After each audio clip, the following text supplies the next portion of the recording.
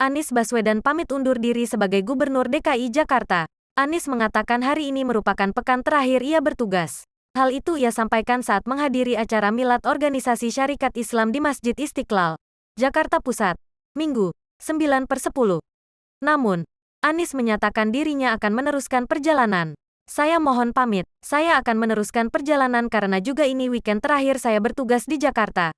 Saya pekan depan akan selesai. Karena itu saya mohon pamit dari tugas ini, katanya. Di hadapan ribuan umat Islam yang hadir di acara tersebut, Anies berharap bisa terus bersilaturahmi dan kembali bekerja sama di waktu yang akan datang. Anies menyatakan dirinya memang akan berakhir di Jakarta.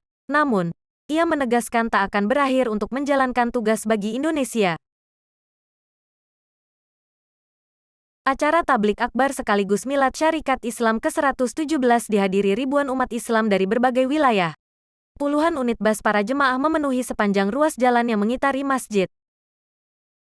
Di acara lain Gubernur DKI Jakarta Anies Baswedan merespons teriakan Presiden dari sejumlah warga dari Jaringan Rakyat Miskin Kota, JRMK, Jakarta.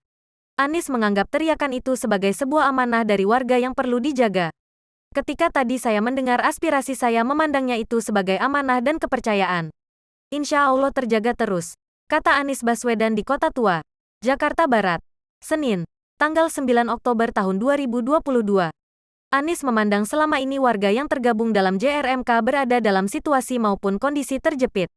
Karena itulah, Anies menganggap teriakan Presiden ini sebagai aspirasi yang berasal dari kepercayaan warga terhadap dirinya.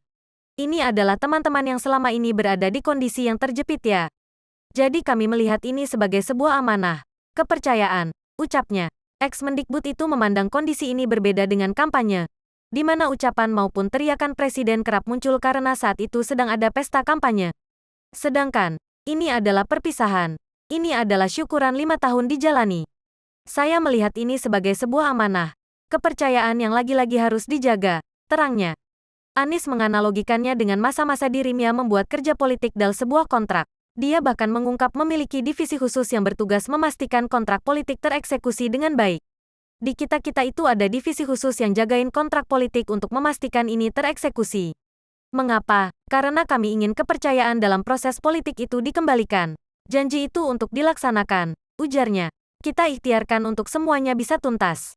Ada janji yang belum selesai karena masih perlu waktu untuk penuntasannya, tambahnya.